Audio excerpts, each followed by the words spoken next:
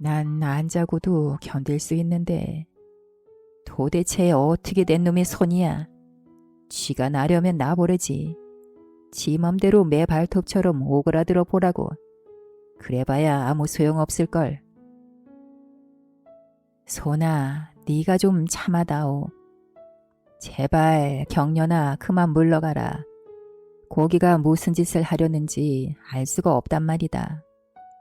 물론 저 고기도 내 친구지. 저런 고기에 대해서 내 평생 본 적도 들은 적도 없었단 말이야. 그렇지만 난 널 죽이지 않을 수가 없구나. 하늘의 별은 죽일 필요가 없는 게 그나마 얼마나 다행인가.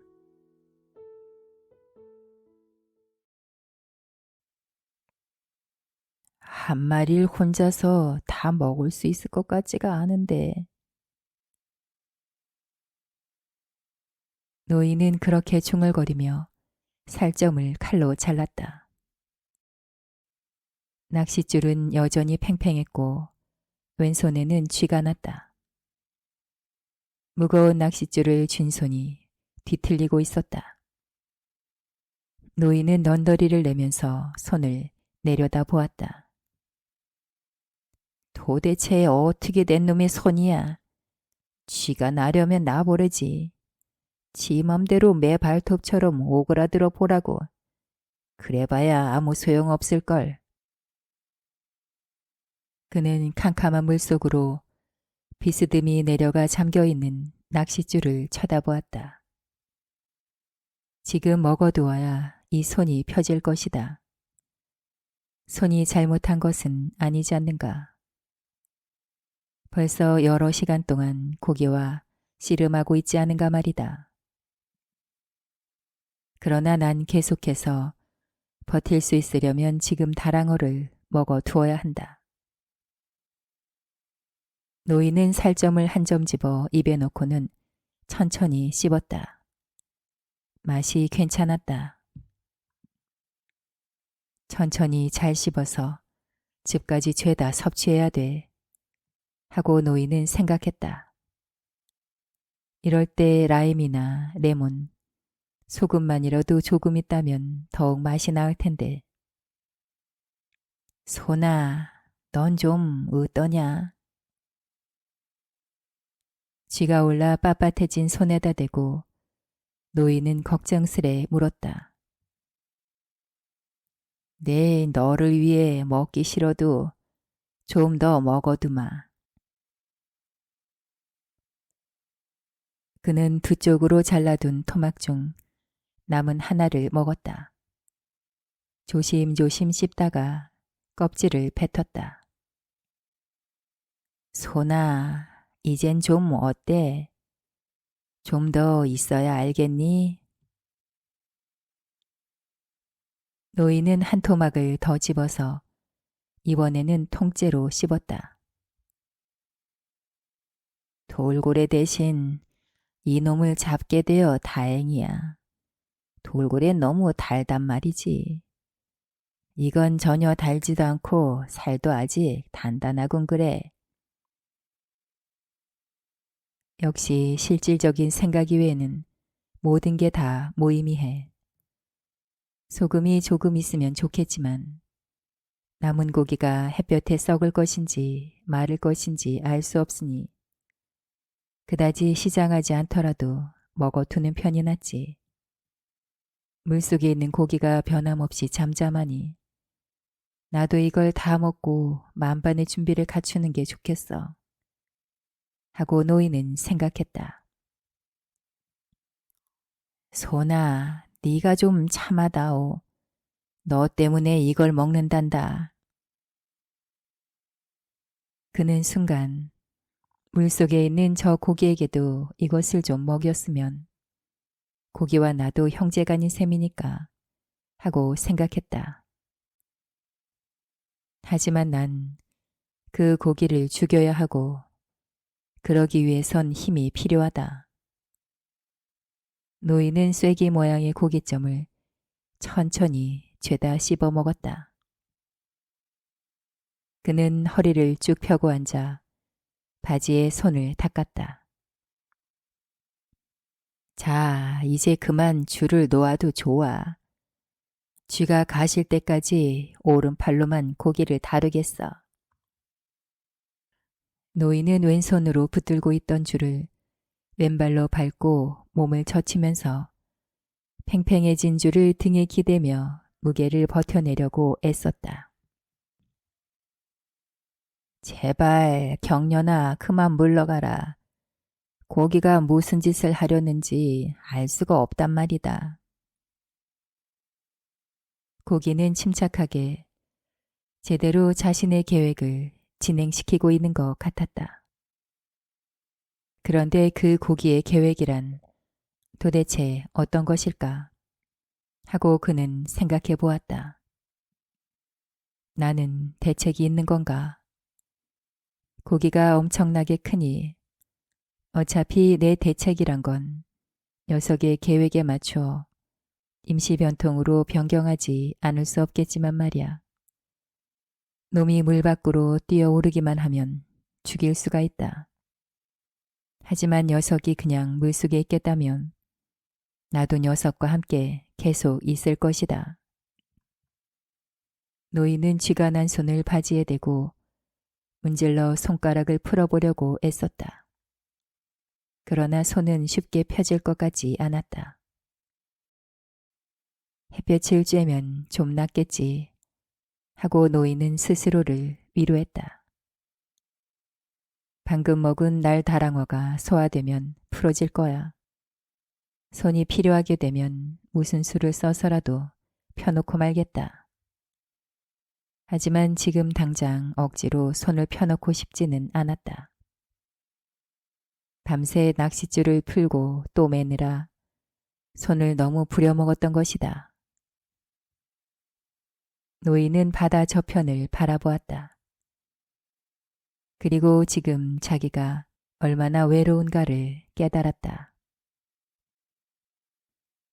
그는 검푸른 바닷속 깊은 곳에 무지갯빛을 볼 수 있었고 팽팽하게 앞으로 뻗어나간 낚싯줄과 잔잔한 수면에 있는 파문을 볼 수 있었다. 어디선지 구름이 몰려들고 있었다. 한때의 물오리가 하늘을 배경으로 뚜렷이 나타났다간 흐려지고 한참 후에 또다시 나타났다. 노인은 그것을 보고 누구도 바다에서는 외롭지 않다는 것을 알게 되었다. 어떤 사람들은 조각배를 타고 육지가 보이지 않는 먼 바다까지 나가는 것을 두렵다고 했다. 하긴 갑작스런 악천후가 겹치는 계절엔 그럴 수도 있었다. 하지만 지금은 태풍이 부는 계절이고 바로 그 태풍만 불지 않는다면 1년 중 가장 좋은 계절이었다. 바다에 나가 있으면 태풍이 오기 전 며칠 앞서 하늘에 그 조짐이 나타나기 마련이었다. 다만 육지에서는 사람들이 무엇을 봐야 하는지 모르고 육지가 구름의 모양을 바꾸어 놓기 때문에 그 조짐을 그냥 흘려보내는 것이라고 노인은 생각했다.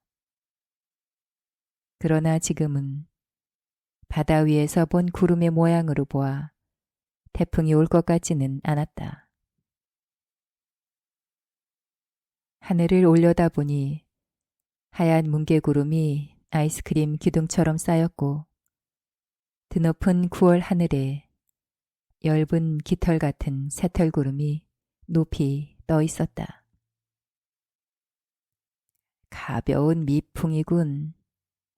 고기야, 오늘은 너보단 나한테 유리한 날씨로구나. 왼손은 아직 오그라들어 있었으나 차츰차츰 쥐가 풀리고 있었다. 쥐가 나는 건 아주 질색이야 하고 그는 생각했다. 그것은 자기의 몸이 자기 자신에게 하는 배신 행위라고.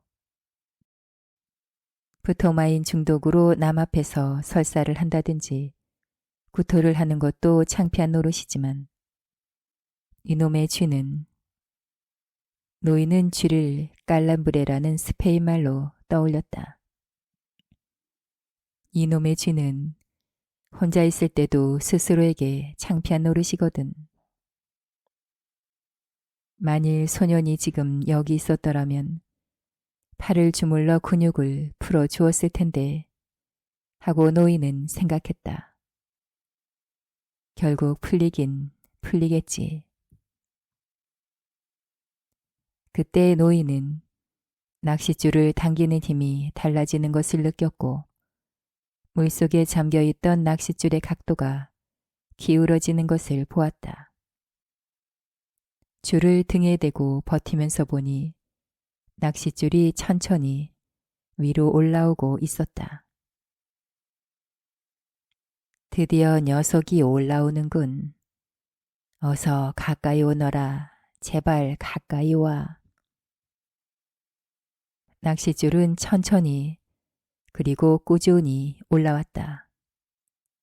그리고 어느 순간 갑자기 배의 앞쪽 수면이 불쑥 솟구치면서 고기가 모습을 드러냈다. 햇빛을 받아 고기는 번쩍거리고 있었다. 머리와 등은 짙은 자줏빛이었고 옆구리의 줄무늬는 연한 자줏빛이었다. 부리는 야구 방망이처럼 길었고 끝이 쌍날칼처럼 뾰족했다. 놈은 잠깐 물 밖으로 전신을 드러내 보이더니 잠수부처럼 유유히 다시 물속으로 들어가 버렸다. 노인은 고기의 낱날 같은 꼬리가 물속으로 들어가면서 줄이 재빨리 풀려나가는 것을 보았다. 이 조각배보다 적어도 이 피트는 더 길겠군. 줄이 풀려나가는 속도가 빠르긴 하지만 일정한 곳으로 보아 고기가 당황하고 있는 것 같지는 않았다. 노인은 두 손으로 줄이 끊어지지 않을 정도만 당기고 있었다. 일정하게 당겨서 고기의 속력을 늦춰 놓지 않으면 있는 대로 줄을 끌고 가서 마침내 끊어버릴지도 모를 일이었다. 굉장한 고기인 만큼 이쪽도 만만하지만은 않다는 것을 납득시켜야 한다고 노인은 생각했다. 제 힘이 엄청나다는 것을 알게 해서는 안 되며 도망치도록 두어서도 안 될 일이었다. 다행히 고개들은 저희를 죽이는 인간처럼 영리하지가 못하다.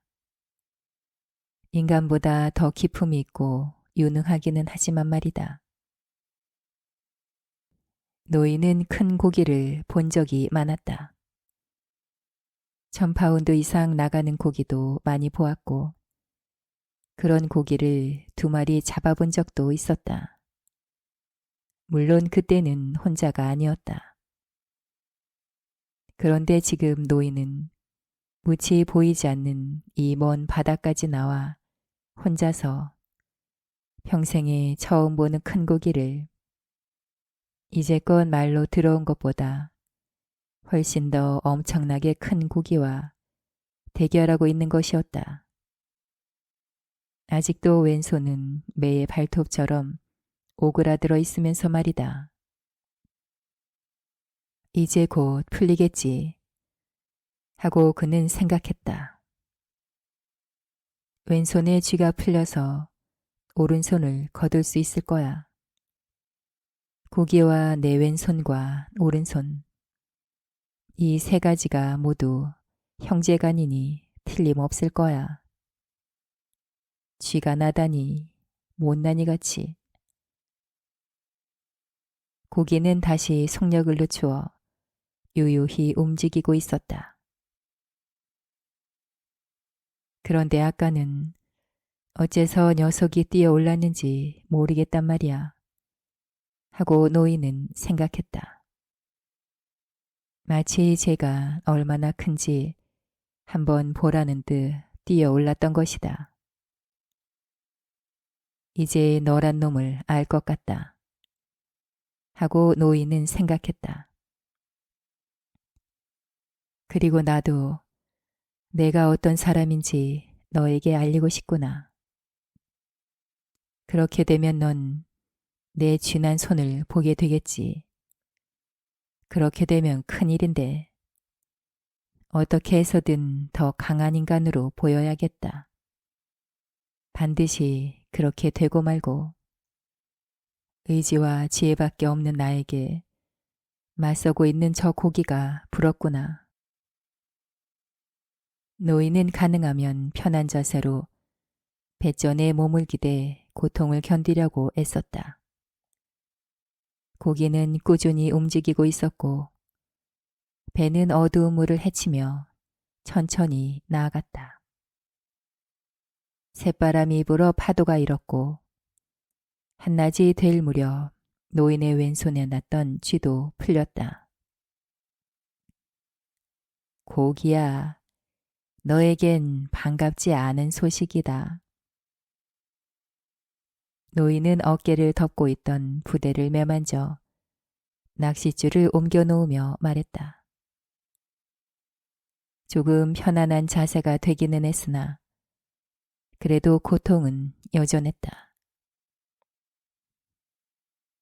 난 독실한 신자는 아니지만 이 고기를 잡게만 해준다면 주기도문 10번, 성모경 10번을 외우겠고 거부를까지 순례도 가겠어. 맹세해. 그는 기계적으로 기도문을 외우기 시작했다. 이따금 너무나 피곤해서 기도문을 기억할 수 없을 지경이 되곤 했지만 다시 재빨리 외워보면 자동적으로 뒷구절이 떠오르곤 했다. 그가 생각하기엔 성모경이 주기도문보다 더 쉬웠다. 은총이 가득하신 마리아여 기뻐하소서. 주께서 함께 하시니 여인 중에 복되시며 태중의 아들 예수 또한 복되시도다. 전주의 성모 마리아여 이제와 우리 죽을 때에 우리 죄인을 위하여 비소서. 아멘. 노인은 한마디를 덧붙였다.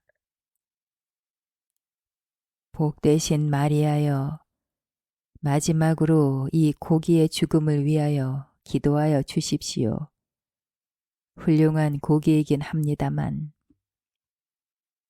기도를 마치고 나니 한결 기분이 나아졌지만 고통스러운 건 마찬가지였다. 전보다 더 심해진 것도 같았다. 노인은 뱃머리의 판자에 몸을 기댄 채 왼손 손가락을 기계처럼 자꾸 움직여 보았다. 미풍이 가볍게 일고 있었으나 햇볕이 제법 따가웠다.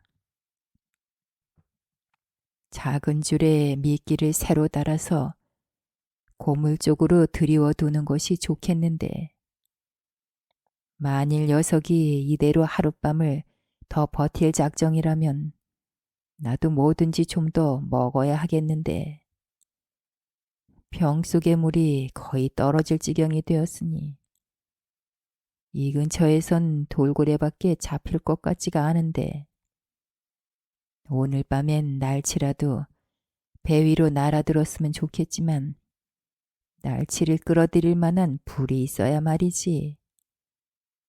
날치는 날로 먹어도 맛이 좋고 칼질을 할 필요도 없을 텐데 이젠 난 최대한 힘을 아껴야겠어. 놈이 이렇게 클 줄은 정말 몰랐단 말이야. 그래도 저 고긴 내 손에 죽게 될 거야. 그의 모든 위대함과 영광이 절정에 이르렀을 때 죽게 되겠지.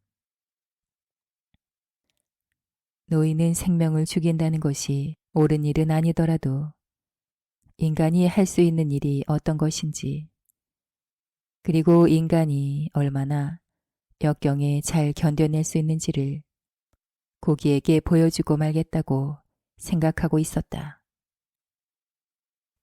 난 그동안 스스로 나를 이상한 노인이라고 소년에게 말했었지. 지금이 바로 그 말을 증명할 때야. 그런 증명이야. 이미 이전에 수천 번 넘게 했던 것이지만 지금은 다 무의미한 것 같았다. 노인은 지금 그것을 새롭게 증명해 보려는 것이었다. 기회는 늘 처음처럼 새롭게 왔고 그럴 때마다 노인은 과거의 일 같은 것은 생각하지 않았었다. 녀석이 잠들고 나도 잠이 들어서 사자 꿈이나 꾸었으면 좋겠는데 그런데 어째서 나한테 사자가 중요한 존재로 남은 거지. 늙으니 아무 생각도 하지 말라고 하고 그는 속으로 중얼거렸다. 자, 배전에 기대 쉬자. 그리고 아무 생각도 하지 말자. 저 녀석은 계속해서 움직이고 있단 말이다. 그러나 난 될수록 움직이지 말고 기다려야 한다. 오후로 접어들었다. 배는 아직도 천천히 꾸준히 움직이고 있었다. 동쪽에서 불어오는 미풍에 밀려 배는 파도 위를 헤치고 나아갔다. 등을 짓누르던 밧줄이 부드러워져서 한결 견딜만해지고 있었다. 오후에 낚싯줄이 한 번 더 올라왔다. 그러나 고기는 약간 높은 수면 위로 올라와 계속해서 물속을 헤쳐 나아갈 뿐이었다. 햇볕이 노인의 왼팔과 어깨 위에 앉아 있다가 이제는 동쪽으로 옮겨가는 것을 보고 노인은 고기가 북동쪽으로 방향을 돌렸다는 것을 알았다. 노인은 고기가 물속에서 그 멋진 자줏빛 가슴 지느러미를 날개처럼 활짝 펴서 크고 꼿꼿한 꼬리로 어두운 물속을 가르며 나아가는 모양을 그려보았다. 녀석의 눈이 정말로 크더군.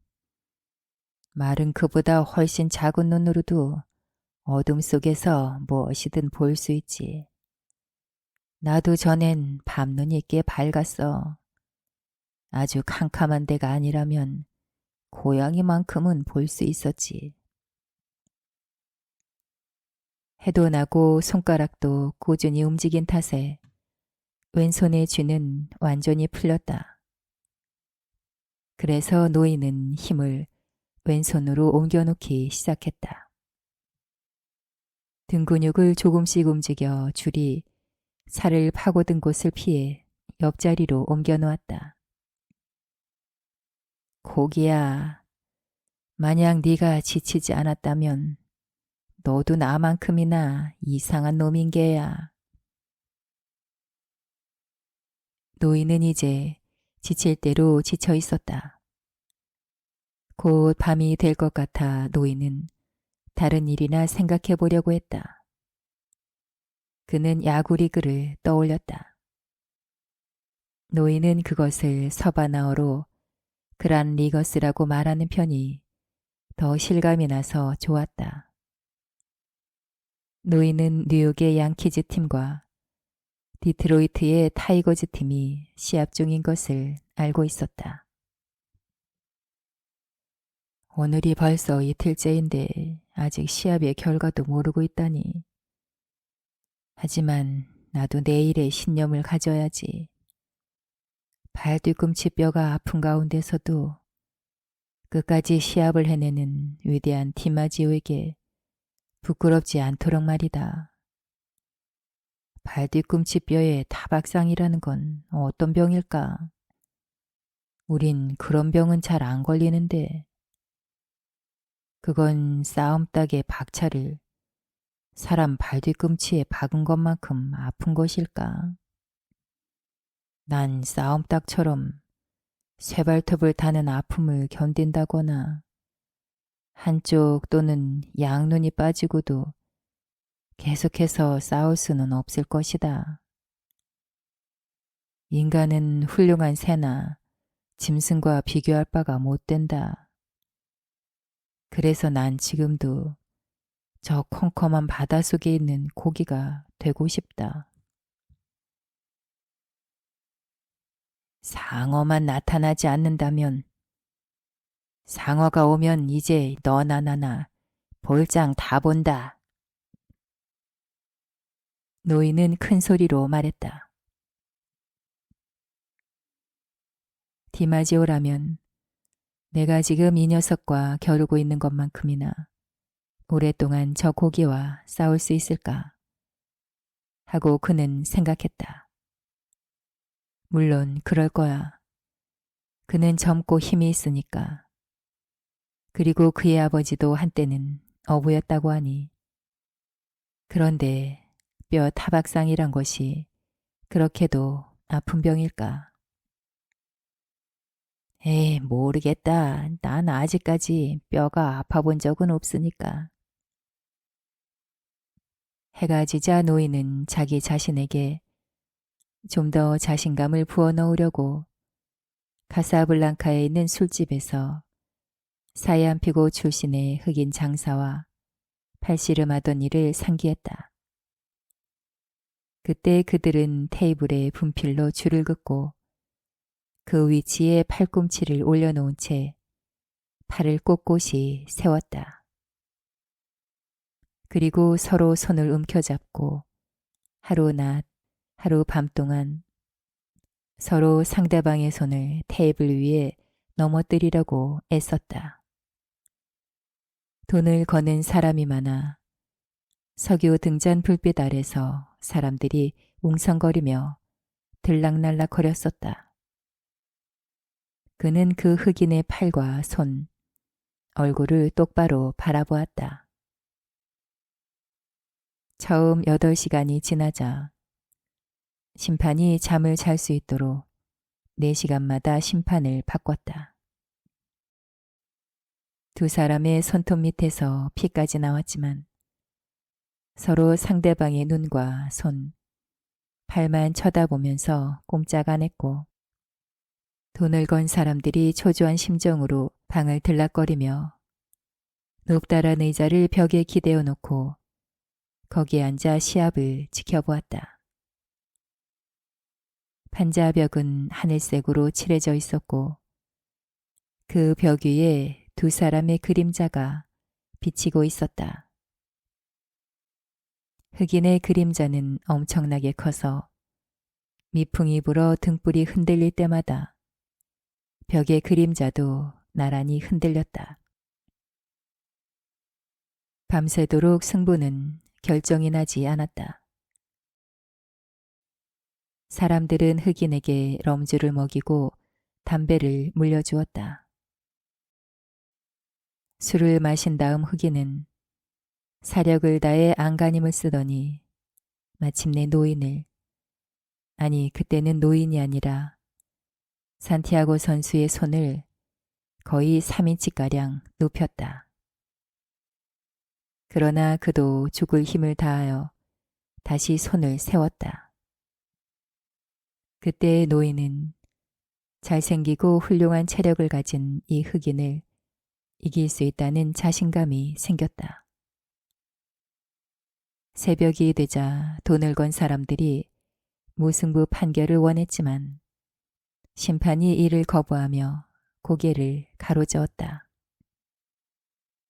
그때부터 그는 힘을 쓰기 시작해 흑인의 손을 점점 아래로 꺾어내렸고 마침내 그 손이 테이블에 닿게 만들었다. 결국 시합은 일요일 아침에 시작해서 월요일 아침에 끝이 났다.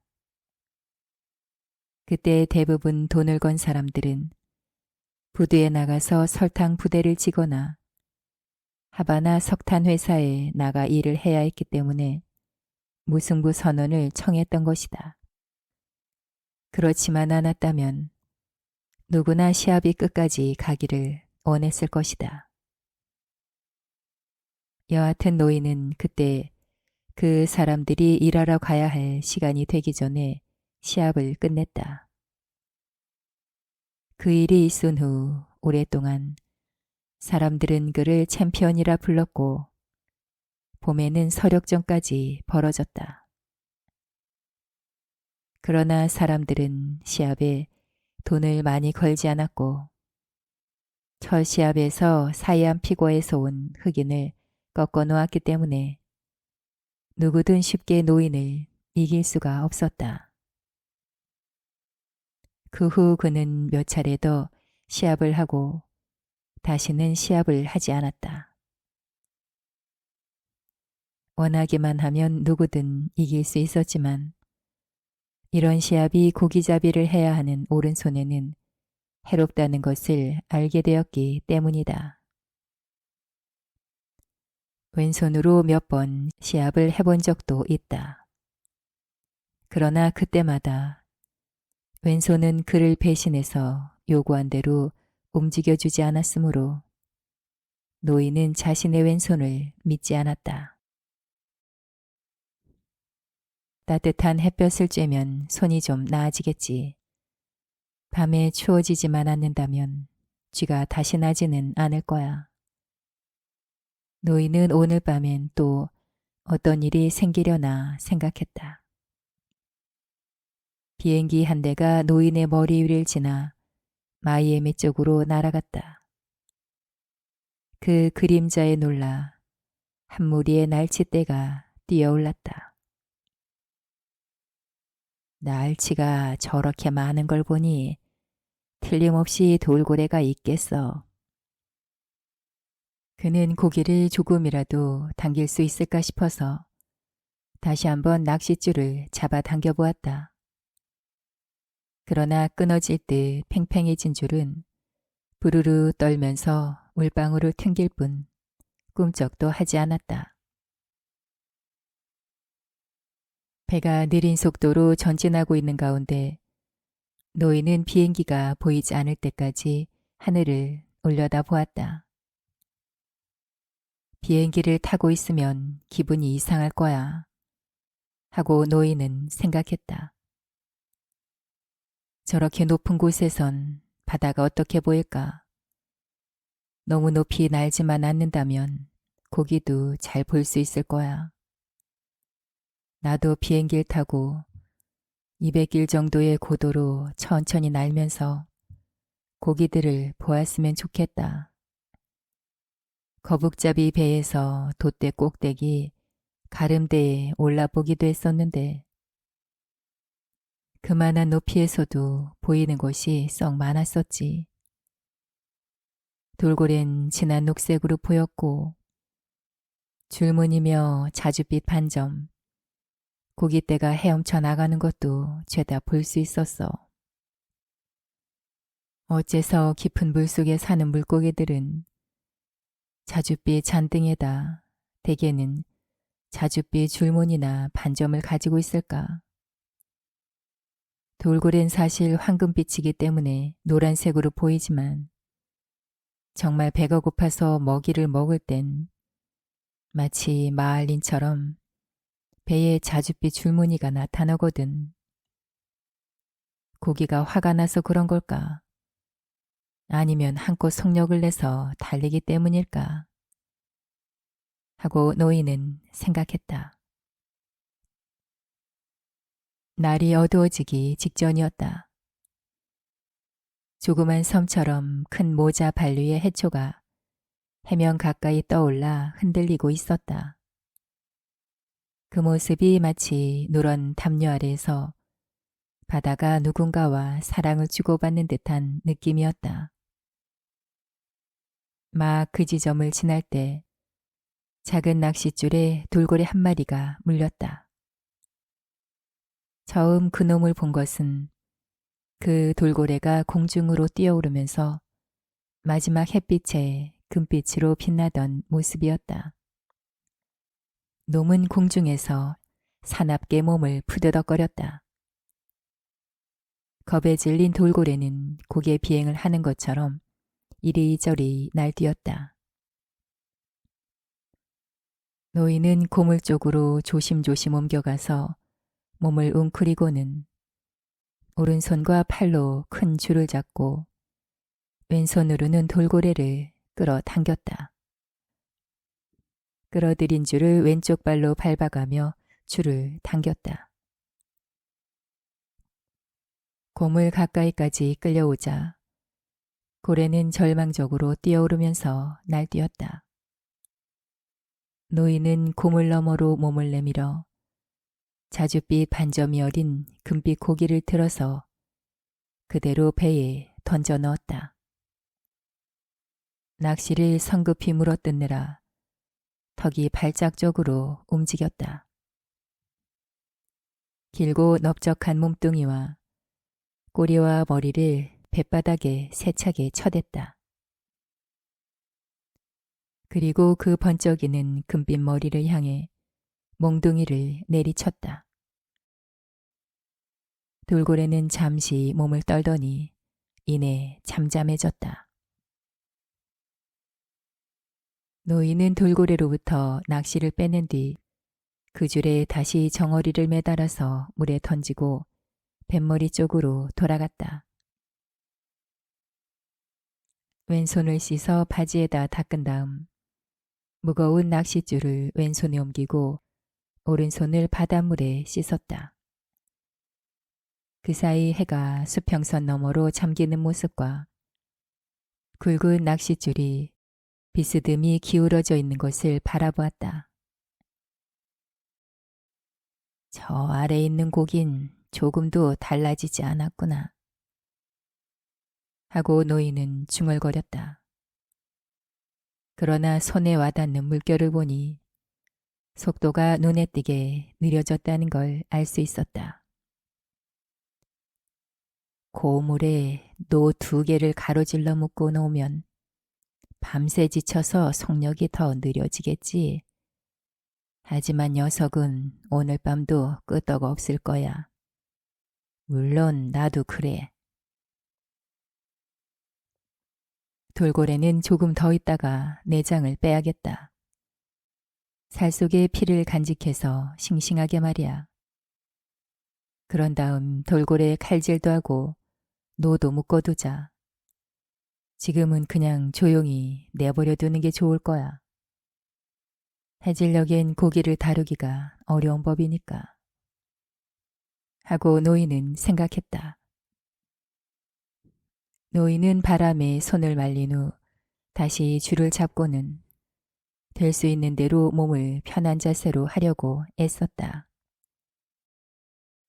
그는 뱃전에 몸을 기대 뱃머리 쪽으로 젖혀서 그냥 낚싯줄을 잡고 앉아있는 것보다는 배가 앞으로 나아가기 힘들도록, 즉 고기가 끌기 힘들도록 자세를 고쳐 앉았다.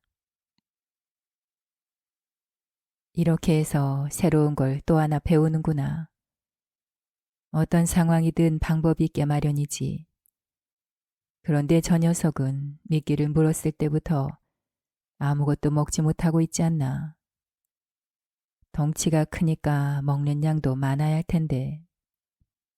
난 다랑어라도 한 마리를 다 먹었고 내일은 돌고래를 먹으려고 하는데 차라리 조금 있다가 내장을 빼낼 때 좀 먹어둘까. 물론 다랑어보단 먹기 힘들겠지만 세상에 쉬운 일이 어디 있겠어. 하고 노인은 생각했다. 고기야, 좀 어때? 난 기분이 괜찮은 편이다. 왼손도 많이 나았고 게다가 하룻밤 하루 낮 동안 먹을 것도 생겼지.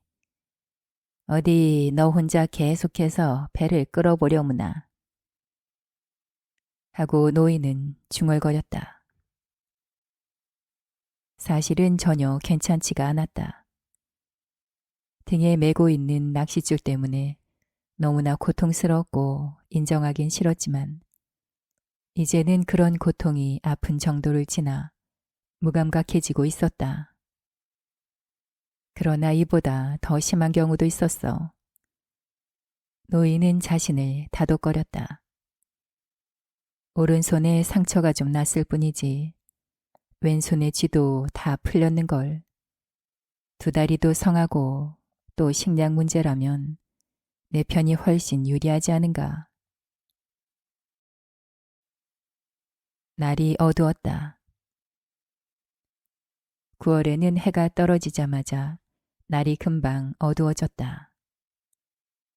노인은 뱃머리 쪽 낡은 뱃전에 기댄 채 될 수 있는 대로 편히 쉬려고 애썼다. 첫 별이 떴다. 노인은 그 별의 이름이 리겔 성이라는 것을 몰랐지만 그 별이 보이기 시작하면 곧 다른 별들도 나타나 모두 자기의 친구가 되리라고 생각했다. 물론 저 고기도 내 친구지. 저런 고기에 대해서 내 평생 본 적도 들은 적도 없었단 말이야. 그렇지만 난 널 죽이지 않을 수가 없구나. 하늘의 별은 죽일 필요가 없는 게 그나마 얼마나 다행인가. 날마다 사람이 달을 죽여야 한다고 상상해보라.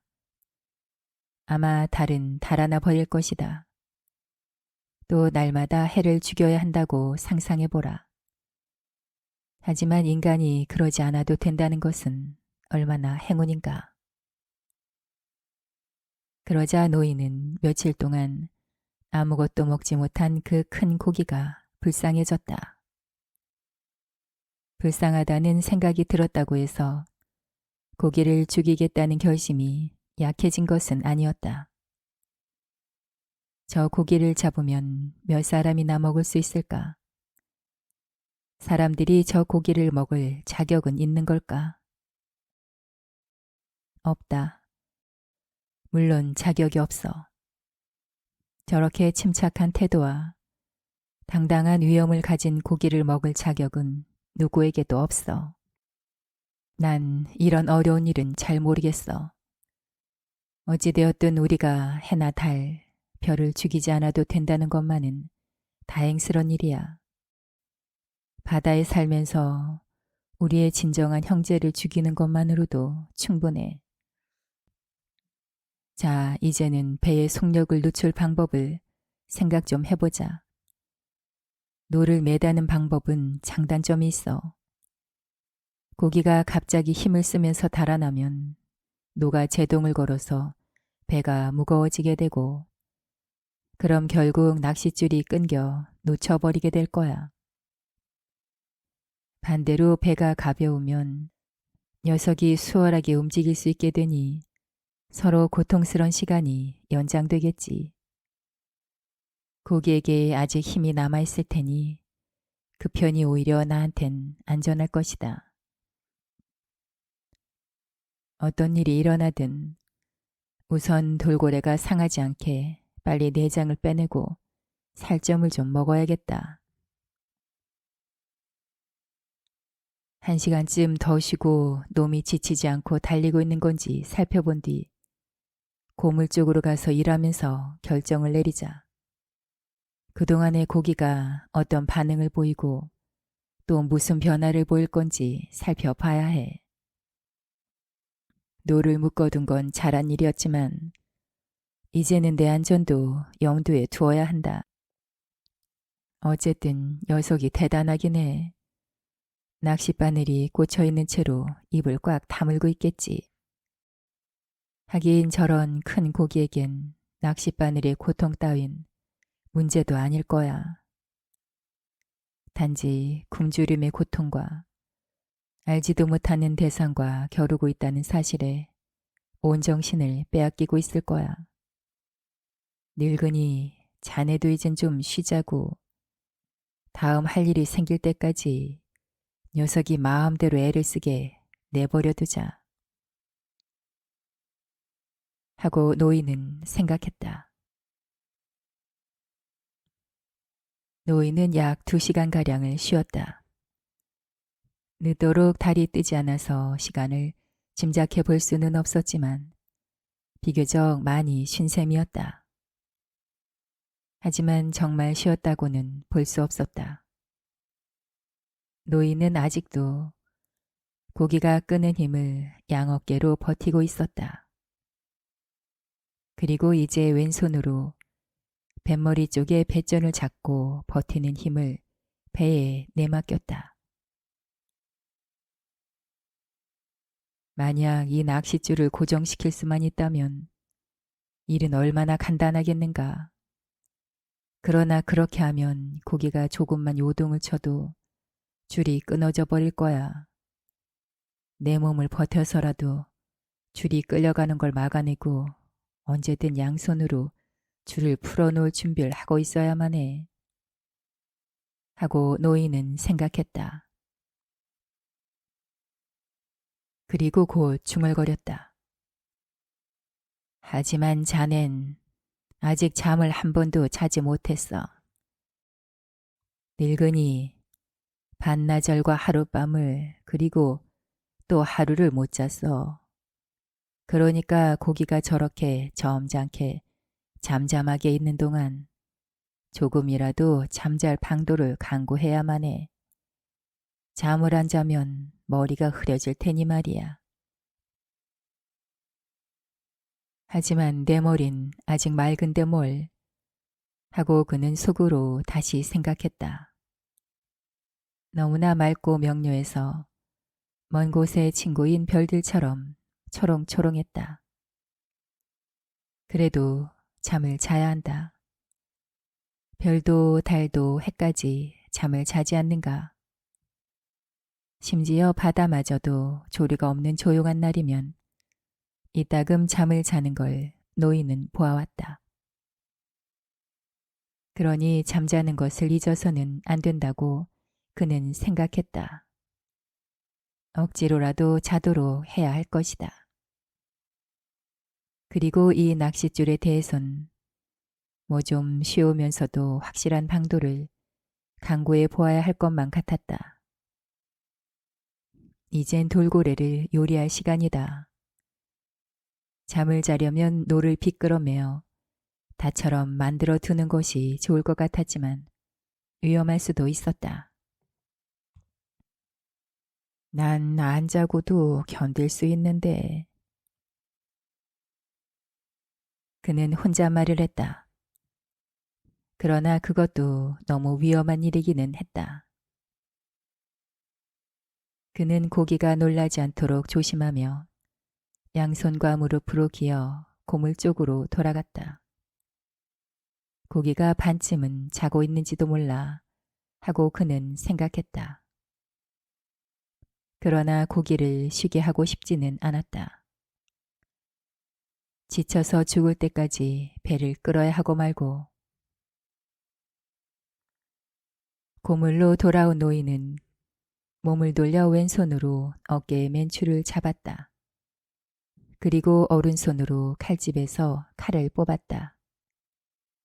별빛이 밝아지자 돌고래가 뚜렷이 보였다.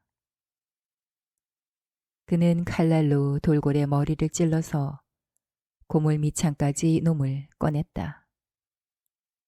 한쪽 발로 몸통을 밟고 항문에서 아래턱 끝까지 재빨리 배를 갈랐다. 칼을 내려놓고 오른손으로 내장을 빼내고 난 뒤 아가미도 죄다 뜯어냈다. 위를 만져보니 묵직하고 미끈했다. 그것을 가르자 속에서 날치가 2마리나 나왔다. 날치는 싱싱하고 단단했다. 노인은 그것을 나란히 내려놓고 내장과 아가미를 꺼내어 배전 너머로 던져버렸다. 그것이 물 위에 인광의 꼬리를 남기며 가라앉았다. 돌고래의 몸통은 차디 찼다. 그리고 이젠 별빛을 받아 문둥이처럼 희뿌연 색깔로 보였다. 노인은 오른쪽 발로 고기의 머리를 누르고 한쪽 껍질을 벗겨냈다. 그리고 다시 뒤집어서 다른 쪽의 껍질을 마저 벗긴 뒤 머리에서 꼬리까지 살을 발라냈다. 그는 뼈만 남은 돌고래의 자네를 배전 너머로 떨어뜨리면서 물속에 소용돌이가 있는지 살펴보았다. 희미한 빛을 남기며 서서히 가라앉을 뿐이었다. 그는 몸을 돌려 돌고래의 저면인 살점 가운데다 날치 2마리를 넣어놓고 칼을 칼집에 꽂았다. 그리고는 천천히 뱃머리 쪽으로 되돌아왔다. 짊어진 낚싯줄의 무게 때문에 등이 한껏 구부러진 채로 오른손에는 살코기를 들고 갔다. 뱃머리로 돌아온 노인은 판자 위에다 돌고래 살점 2쪽을 내려놓고 날치도 곁에 놓았다. 그런 다음에 어깨에 메고 있던 줄을 옮기고 배전에 올려놓았던 왼손으로 다시금 그 줄을 잡았다.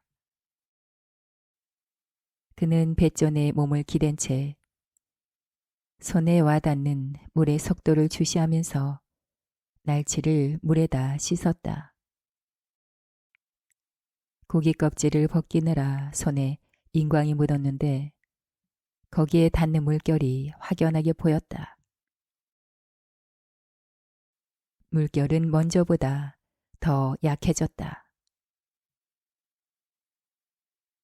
손을 널빤지에 문지르니 인광 조각들이 떨어져 나가 배 뒤로 천천히 떠내려가는 것이 보였다. 지금은 녀석도 지쳤거나 쉬고 있는 것일 거야. 자, 이젠 나도 이 돌고래를 먹은 다음 좀 쉬거나 아니면 잠을 자도록 해야겠지.